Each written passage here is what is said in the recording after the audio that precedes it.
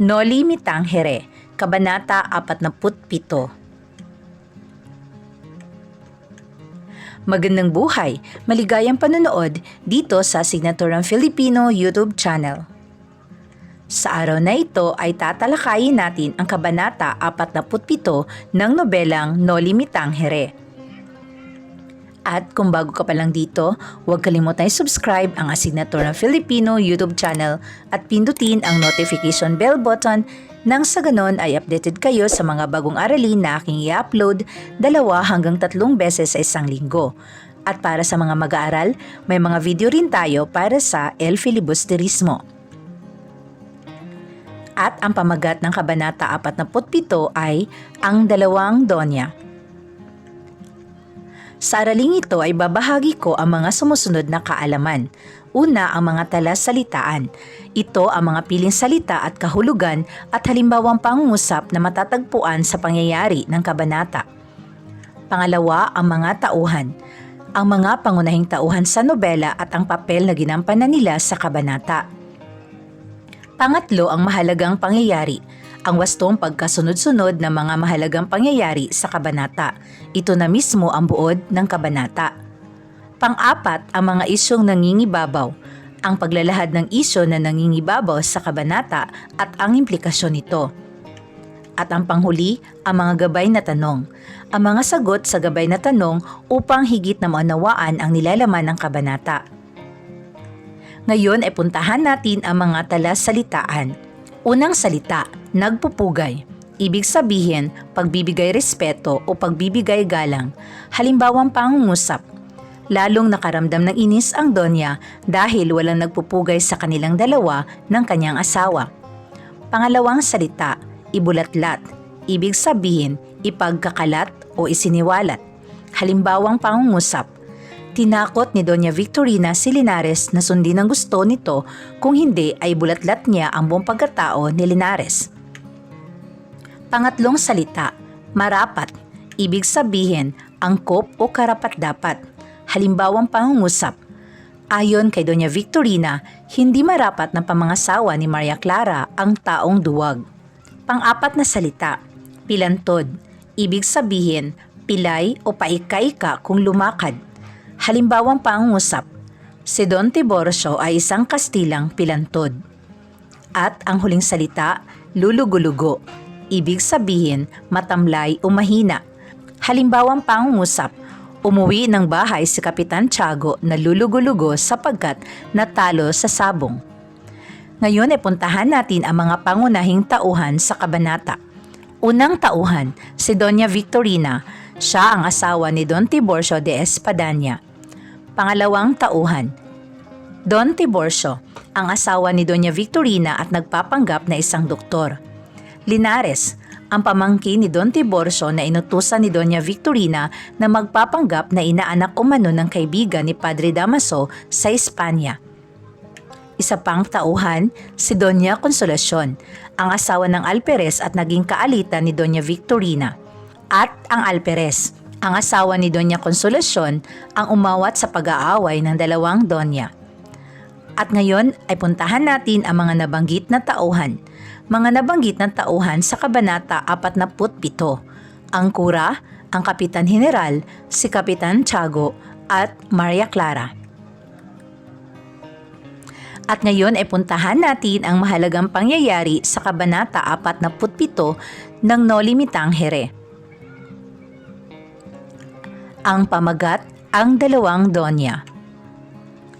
Habang isinasabong ni Kapitan Tiago ang kanyang lasak, ay namamasyal sina Doña Victorina at Don Tiburcio upang malasin ang bahay ng mga Indio. Panay ang pamimintas ng Donya sa bawat madaanang bahay.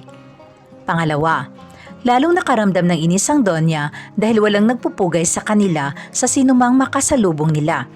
Inutos ng Donya sa asawa na paluin ng sombrero ang mga walang galang.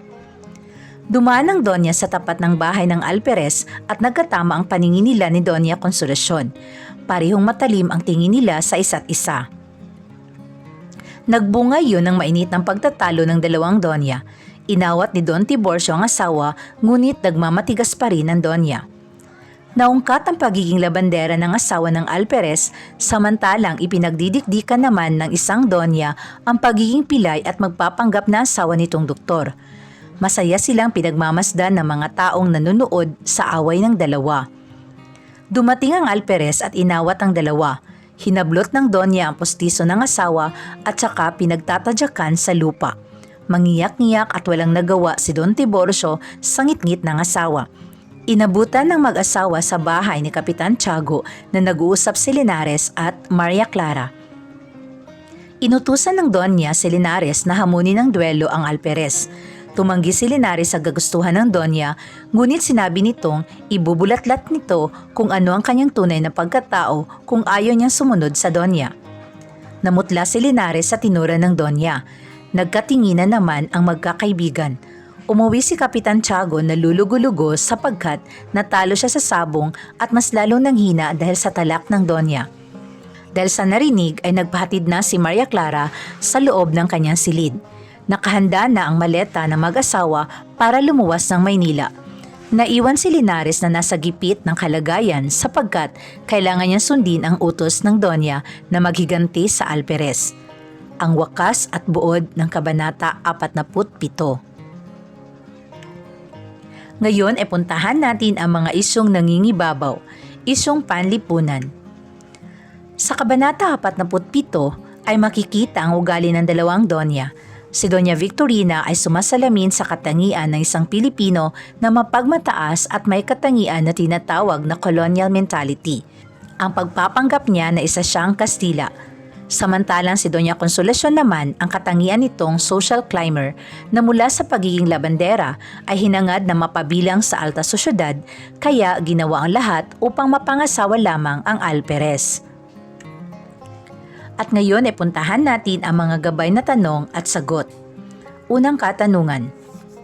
Ano ang reklamo ni Doña Victorina sa mga bahay sa lalawigan? Ang sagot. Nakikita ng Donya ang payak na tahanan ng mga Indiyo na yari lamang sa pawid at kawayan. Ito ay kanyang pinintasan at buong pagmamalaki na walang modo ang mga taong nakatira dito. Pangalawang tanong, ano ang ibig ipagawa ni Doña Victorina kay Don Tiburcio sa mga taong nakakasalubong nila? Nais ng Donya na paluin ni Don Tiburcio ang mga taong hindi nagbibigay galang sa kanila. Pangatlong katanungan, ilarawan ang katauhan ng dalawang Donya at bigyang katwiran kung bakit sila nag-aaway. Sagot. Ang dalawang Donya ay parehong mapagmataas ang ugali. Sila man ay naiinggit sa isa't isa at parehong ipinagmalaki na nakapag-asawa sila ng Kastila. Nag-aaway ang dalawa sapagkat ayaw nila na malampasan ng isa ang estado ng kanilang pamumuhay at pareho silang hindi magpakumbaba. Pang-apat na tanong. Ano ang sanhi ng pagiging kapwa mapagmataas ng dalawang Donya? Ang sagot, ang pagkakaroon nilang dalawa ng asawang Kastila. At panglimang tanong, bakit natakot si Linares sa banta ni Doña Victorina sakaling hindi siya sumang-ayon na hamunin ng duelo ang Alperes? Ang sagot, sapagkat ayaw nitong malaman ng lahat, pati si Maria Clara, ang pagpapanggap ni Linares tungkol sa kanyang tunay na pagkatao, dulot ng mapapahiya siya at maging si Maria Clara ay maaari siyang kamuhian. At dito nagwawakas ang ating aralin tungkol sa Kabanata 47 ng No Limitang Here. Muli, huwag kalimutang isubscribe ang Asignaturang Filipino para sa karagdagang kaalaman. Maraming salamat po.